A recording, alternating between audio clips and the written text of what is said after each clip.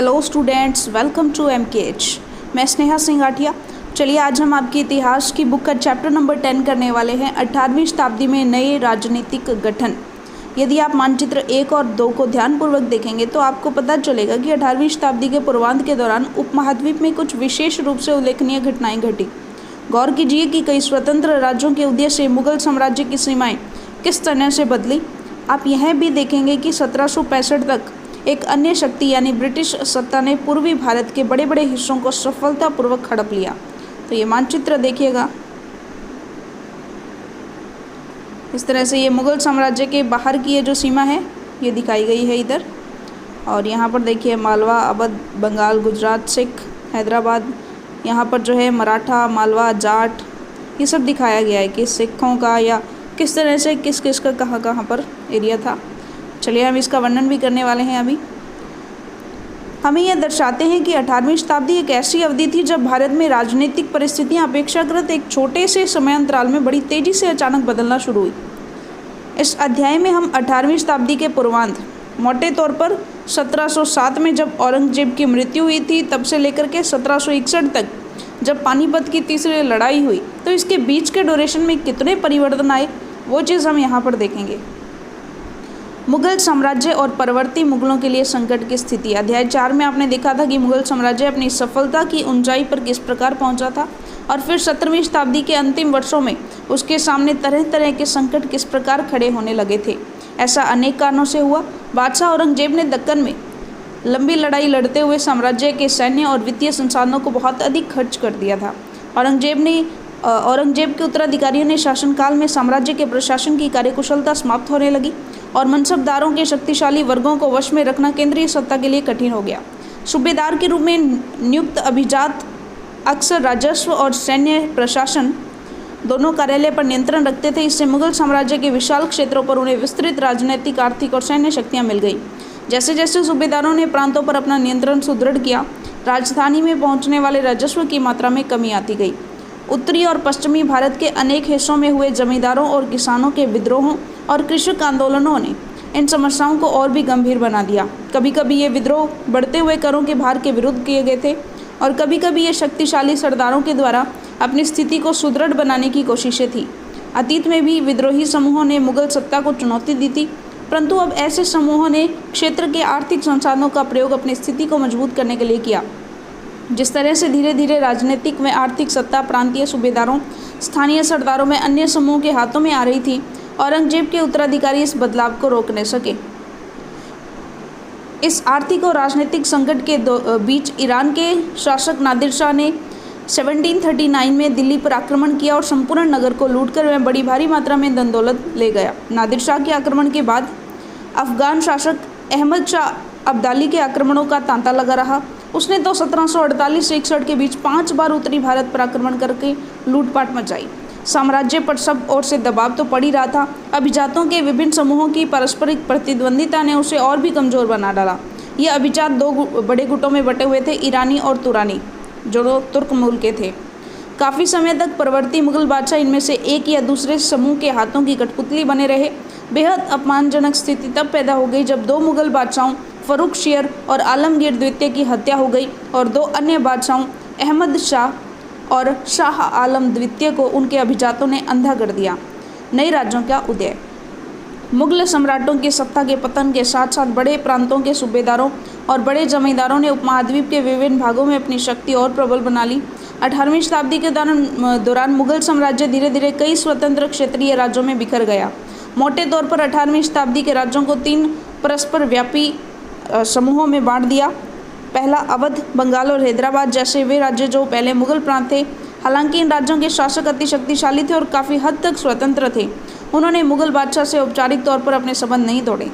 ऐसे राज्य जो मुगलों के पुराने शासनकाल में वतन जागीरों के रूप में काफ़ी स्वतंत्र थे, इनमें कई राजपूत प्रदेश भी थे। और तीसरी श्रेणी में मराठों, सिखों और जाटों के राज्य आते थे। ये विभिन्न आकार के थे और इन्होंने कड़े और लंबे सशस्त्र संघर्ष के बाद मुगलों से स्वतंत्रता छीन ली थी।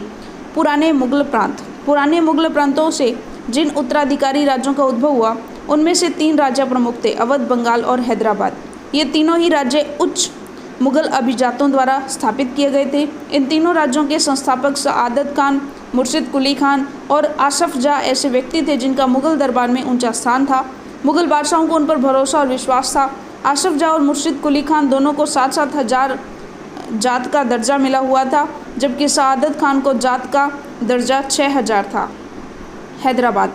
निजाम उल मुल्क आसफ जाह, जिसने हैदराबाद राज्य की स्थापना की थी, मुगल बादशाह फर्रुख शाह के दरबार का एक अत्यंत शक्तिशाली सदस्य था। उसे सर्वप्रथम अवध की सूबेदारी सौंपी गई थी और बाद में उसे दक्कन का कार्यभार दे दिया गया था। और 1720 से 22 के मध्य ही दक्कन प्रांतों का सूबेदार होने की वजह से आसफ जाह के पास पहले से ही राजनीतिक और वित्तीय प्रशासन का पूरा नियंत्रण था। दक्कन में होने वाले उपद्रवों और मुगल दरबार में चल रही प्रतिस्पर्धा का फायदा उठाकर उसने सत्ता हथियाई और उस क्षेत्र का वास्तविक शासक बन गया। आसफ जाह अपने लिए कुशल सैनिकों और प्रशासकों को उत्तरी भारत से लाया था और वे दक्षिण में नए अवसर पाकर प्रसन्न थे।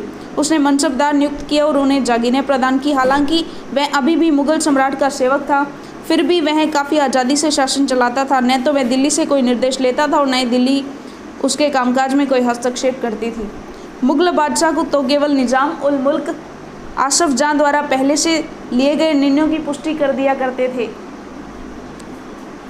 हैदराबाद राज्य पश्चिम की ओर मराठों के विरुद्ध और पठारी क्षेत्र के स्वतंत्र तेलुगु सेना नायकों के साथ युद्ध करने में सदा संलग्न रहता था। पूर्व दिशा में निजाम उल मुल्क आसफ जाह कोरोमंडल तट पर स्थित वस्त्रोत्पाद धन संपन्न क्षेत्र पर अपना नियंत्रण प्राप्त करने की महत्वाकांक्षा रखता था, पर उसकी इस महत्वाकांक्षा पर उस क्षेत्र में ब्रिटिश शक्ति की उपस्थिति के कारण रोक लग गई। अवध। बुरहान उल मुल्क सआदत खान को 1722 में अवध का सूबेदार नियुक्त किया गया था। मुगल साम्राज्य का विघटन होने पर जो राज्य बने उनमें यह राज्य सर्वाधिक महत्वपूर्ण राज्यों में से एक था। अवध एक समृद्धिशाली प्रदेश था जो गंगा नदी के उपजाऊ मैदान में फैला हुआ था और उत्तरी भारत और तथा बंगाल के बीच व्यापार का मुख्य मार्ग उसी में से होकर गुजरता था। बुरहान उल मुल्क ने भी अवध की सूबेदारी, दीवानी और फौजदारी एक साथ अपने हाथ में ले ली और सूबे के राजनीतिक, वित्तीय और सैनिक मामलों का एकमात्र कर्ता धर्ता बन गया। बुरहान उल मुल्क ने अवध क्षेत्र में मुगल प्रभाव को कम करने की कोशिशों के चलते मुगलों द्वारा नियुक्त अधिकारियों की संख्या में कटौती कर दी। उसने जागीरों के आकार में भी कटौती की और रिक्त स्थानों पर अपने निष्ठावान सेवकों को नियुक्त किया। धोखाधड़ी को रोकने के लिए जागीर अधिकारियों के खातों व लेखों की जांच की गई और नवाब के दरबार द्वारा नियुक्त अधिकारियों द्वारा सभी जिलों के राजस्व का फिर से निर्धारण किया गया। उसने अनेक राजपूत जमींदारियों और रुहेलखंड के अफगानों की उपजाऊ कृषि भूमियों को अपने राज्य में मिला लिया। राज्य ऋण प्राप्त करने के लिए स्थानीय सेठ, साहूकारों और महाजनों पर निर्भर रहता था। राज्य राजस्व का ठेका सबसे ऊंची बोली लगाने वाले इजारेदार को देता था। इजारेदार राज्य को एक निश्चित रकम के भुगतान का वचन देते थे। स्थानीय साहूकार राज्य को ठेके की इस रकम के भुगतान की गारंटी देते थे। दूसरी ओर इजारेदार को कर का मूल्यांकन करने और उसे एकत्र करने की खासी छूट दे दी गई थी। इन परिवर्तनों के फलस्वरूप साहूकारों और महाजनों जैसे कई नए सामाजिक समूह राज्य की राजस्व प्रणाली के प्रबंध को प्रभावित करने लगे। पहले ऐसा कभी भी नहीं हुआ था।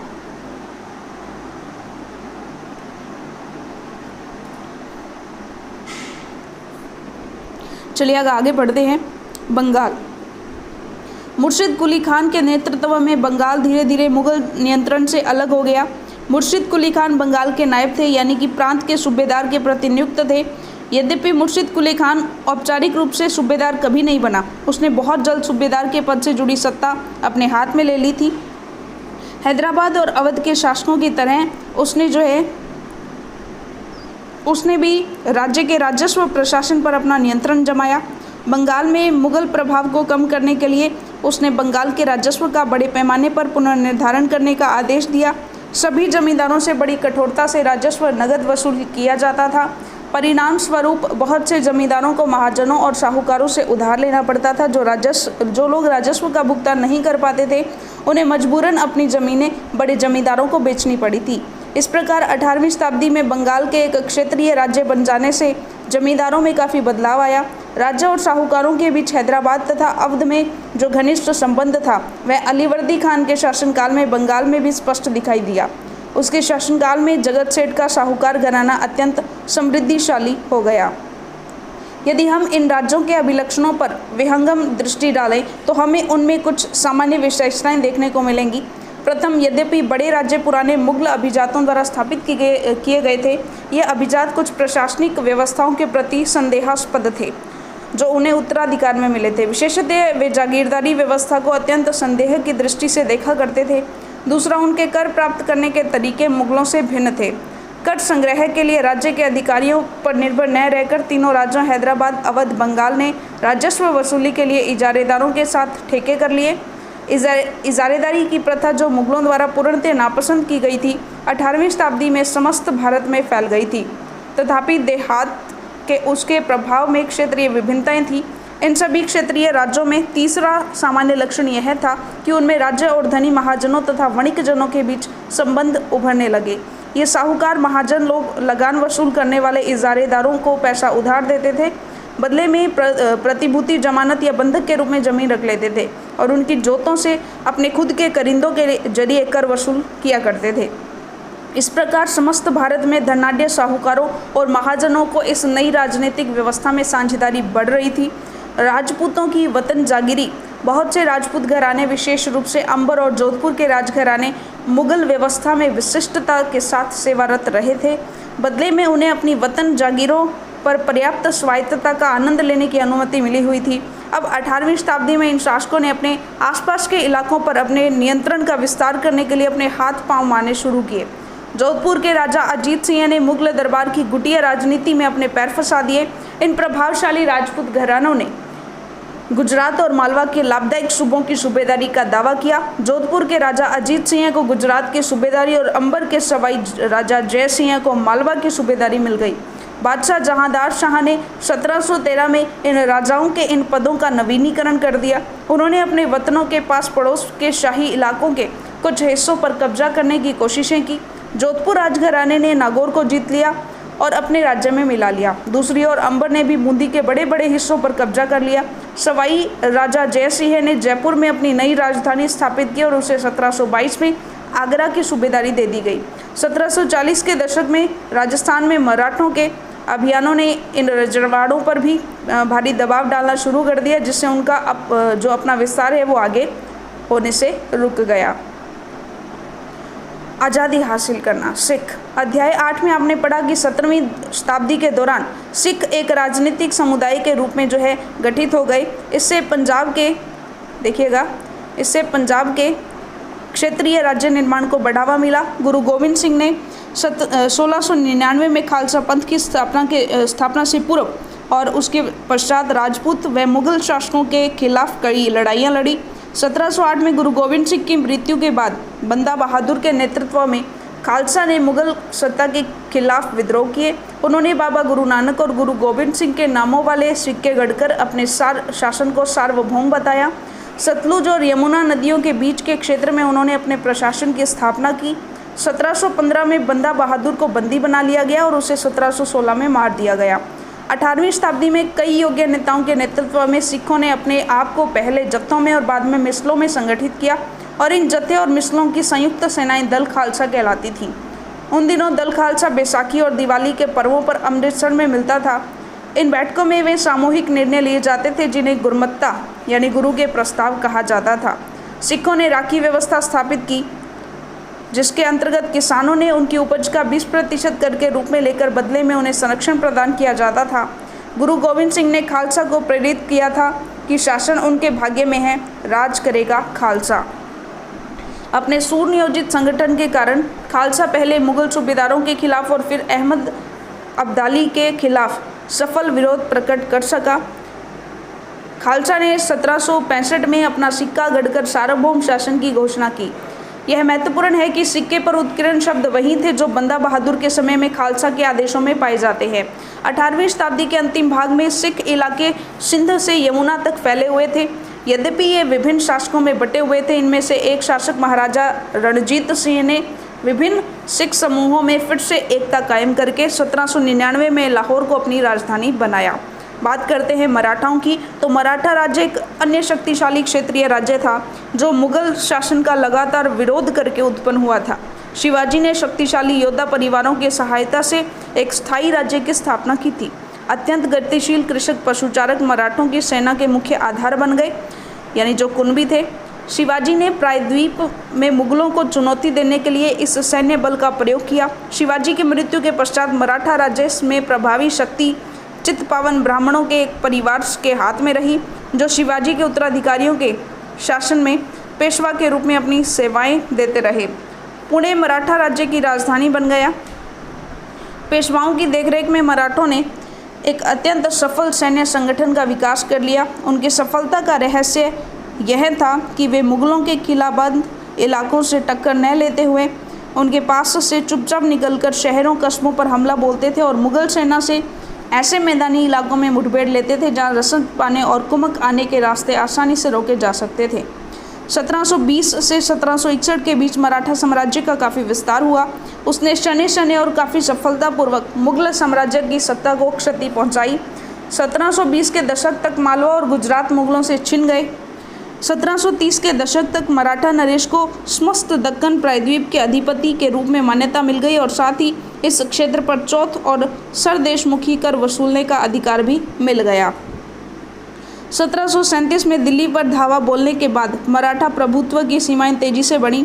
वे उत्तर में राजस्थान और पंजाब, पूर्व में बंगाल और उड़ीसा तथा दक्षिण में कर्नाटक और तमिल तथा तेलुगु प्रदेशों तक फैल गई।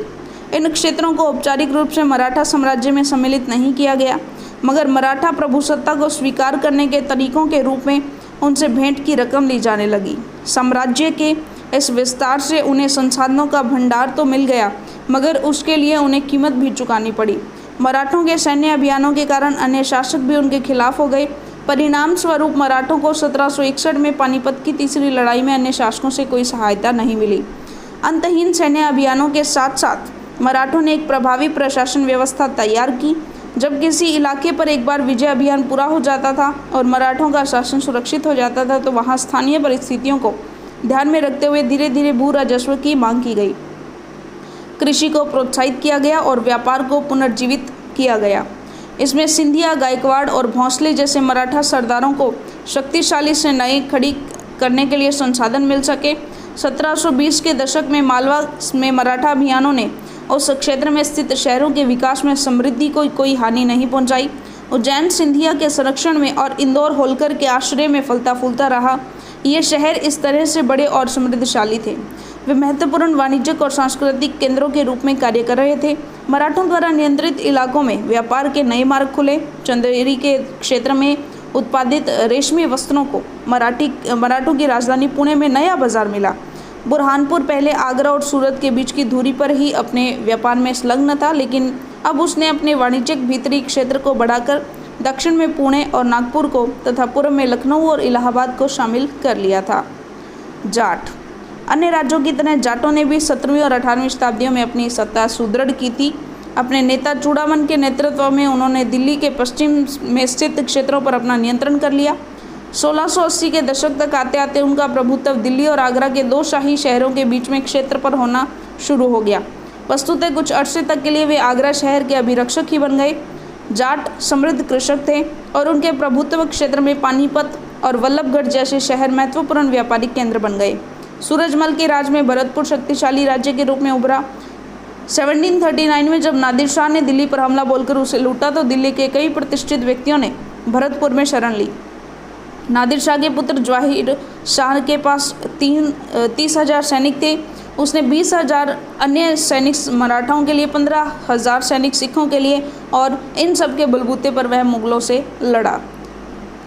जहां भरतपुर का किला काफ़ी हद तक पारंपरिक शैली में बनाया गया, वहीं दीग के जाटों ने अंबर और आगरा की शैलियों का समन्वय करते हुए एक विशाल बाग महल बनवाया।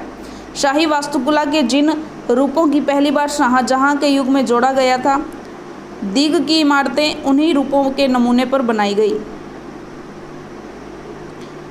यहाँ पर अन्यत्र में फ्रांसीसी क्रांति का भी कुछ उल्लेख किया गया है, वो आप पढ़ सकते हैं। तो चलिए इसके जो प्रश्नोत्तर हैं वो हम देख लेते हैं।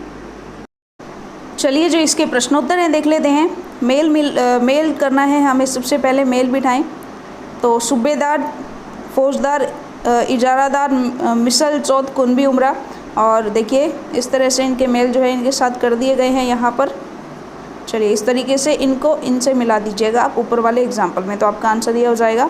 सूबेदार प्रांतीय होते थे, फौजदार एक मुग़ल सेना कमांडर, और इजारादार जो है एक राजस्व कृषक, मिसल सिख योद्धाओं का समूह, चौथ जो है मराठों द्वारा लगाया गया कर, कुनबी मराठा कृषक योद्धा और उमरा जो है वो उच्च अभिजात होते थे। रिक्त स्थानों की पूर्ति कीजिए। तो औरंगजेब ने दक्कन में एक लंबी लड़ाई लड़ी। उमरा और जागीरदार मुगल साम्राज्य के शक्तिशाली अंग थे। आसफ जाह ने हैदराबाद राज्य की स्थापना 18वीं शताब्दी में की। अवध राज्य का संस्थापक जो है सआदत खान ने किया। सआदत खान जो है वो था संस्थापक। चलिए, सही है या गलत ये बताना है। तो नादिर शाह ने बंगाल पर आक्रमण किया था, ये गलत है। सवाई राजा जय सिंह हैं, इंदौर का शासक था, ये भी गलत है। गुरु गोविंद सिंह सिखों के 10वें गुरु थे, ये बात बिल्कुल सही है। पुणे 18वीं शताब्दी में मराठों की राजधानी बना, तो ये बात भी बिल्कुल सही है। चलिए बात करते हैं आगे। सआदत खान के पास कौन कौन से पद थे? तो इसके पास सूबेदारी, फौजदारी और दीवानी ये पद थे। अवध और बंगाल के नवाबों ने जागीरदारी प्रथा को हटाने की कोशिश क्यों की? क्योंकि दोनों नवाब मुगल शासन के प्रभाव को कम करना चाहते थे, राजस्व के पुनर्निर्धारण के लिए और अपने विश्वस्त लोगों की नियुक्ति के लिए, जमींदारों द्वारा की जाने वाली धोखाधड़ी को रोकने के लिए। 18वीं शताब्दी में सिखों को किस प्रकार संगठित किया गया? 18वीं शताब्दी में कई योग्य नेताओं के नेतृत्व में सिखों ने अपने आप को पहले जत्थों में और बाद में मिसलों में संगठित किया। इन जत्थों और मिसलों की संयुक्त सेनाएं दल खालसा कहलाती थी। उन दिनों दल खालसा बैसाखी और दीपावली के पर्वों पर अमृतसर में मिलता था। इन बैठकों में वे सामूहिक निर्णय लिए जाते थे जिन्हें गुरुमत्ता यानी गुरु के प्रस्ताव कहा जाता था। सिखों ने राखी व्यवस्था स्थापित की, जिसके अंतर्गत किसानों ने अपनी उपज का 20% कर के रूप में लेकर बदले में उन्हें संरक्षण प्रदान किया जाता था। मराठा शासक दक्कन के पार विस्तार क्यों करना चाहते थे? तो निम्न कारणों से करना चाहते थे, क्योंकि मराठा सरदारों को शक्तिशाली सेनाएं खड़ी करने के लिए संसाधन मिल सके, एक बड़े क्षेत्र पर शासन स्थापित करने के लिए, उत्तरी मैदानी भागों के उपजाई क्षेत्रों पर नियंत्रण स्थापित करने के लिए और अधिक से अधिक क्षेत्रों में चौथ तथा सरदेशमुखी वसूल करने के लिए। आसफ जाह ने अपनी स्थिति को मजबूत बनाने के लिए क्या क्या नीतियां अपनाई? तो आसफ जाह अपने लिए कुशल सैनिकों और प्रशासनों को उत्तरी भारत से लाया था। उसने मनसबदार नियुक्त किए, उन्हें जागीरें प्रदान की। हैदराबाद राज्य जो है पश्चिम की और मराठों के विरुद्ध और पठारी क्षेत्र में स्वतंत्र तेलुगु सेना नायकों के साथ युद्ध करने के लिए भी कूटनीति का सहारा लिया। क्या आपके विचार से आज महाजन और बैंकर उसी तरह प्रभाव रखते हैं जैसा कि 18वीं शताब्दी में रखा करते थे? तो हमारे विचार से आज महाजन और बैंकर बिल्कुल उस तरह का प्रभाव नहीं रखते, क्योंकि 18वीं सदी में महाजन और बैंकर निम्न तरीके से राज्य को प्रभावित करते थे। राज्य ऋण प्राप्त करने के लिए स्थानीय सेठ, साहूकार और महाजनों पर निर्भर था। साहूकार और महाजन लोग लगान वसूल करने वाले इजारेदारों को पैसा उधार देते थे, बदले में बंधक के रूप में जमीन रख लेते थे। साहूकार, महाजन जैसे कई नए सामाजिक समूह राज्य की राजस्व प्रणाली के प्रबंध को प्रभावित करने लगे थे। आगे जो है वो कुछ स्वयं करने वाले प्रश्न हैं। चलिए, तो यहाँ तक जो है हमारा अध्याय पूरा होता है और इसी के साथ हमारा जो सिलेबस है वो भी ख़त्म होता है। तो चलिए, धन्यवाद।